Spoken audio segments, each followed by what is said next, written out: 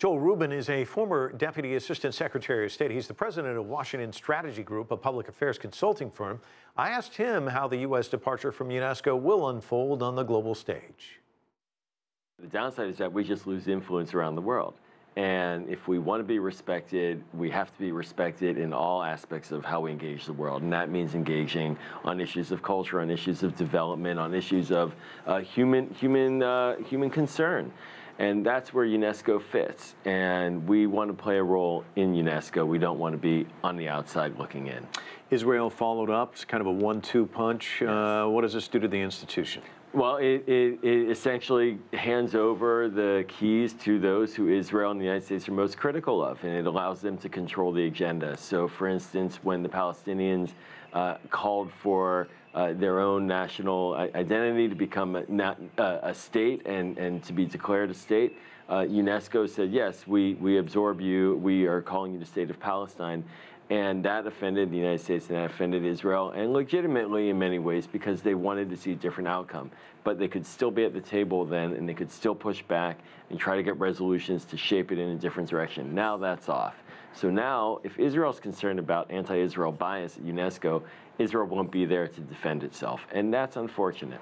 America First doctrine, the Trump doctrine that he ran on, and a lot of politicians run on things and then they don't really go there, but he's gone there. He's walked away from the TPP, the Paris climate deal.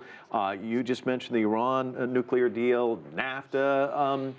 What's the residual effect of this? I mean, a lot of people are pointing to the DPRK. What's the incentive for a country to enter into any type of negotiation with the United States when it looks like it's pretty easy for them to back away? I mean, is that one of the telltale signs of all of this?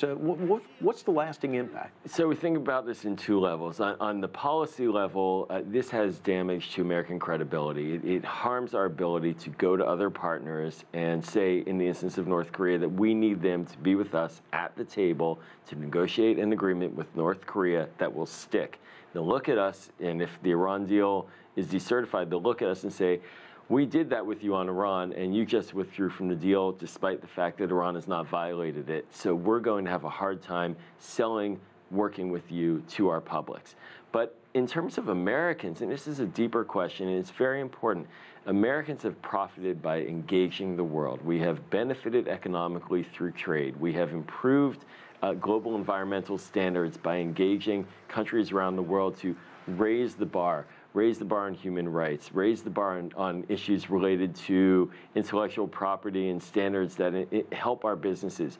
The more that we withdraw from these kinds of engagements, the harder it will be for Americans to engage in business around the world, the more difficult it will be for us to engage in educational opportunities, in attracting the best talent from around the world to study here and to invest here. And that's not good for American jobs, not good for American competitiveness. And it really does hurt our ability overall as a country to maintain our leading edge as we currently enjoy.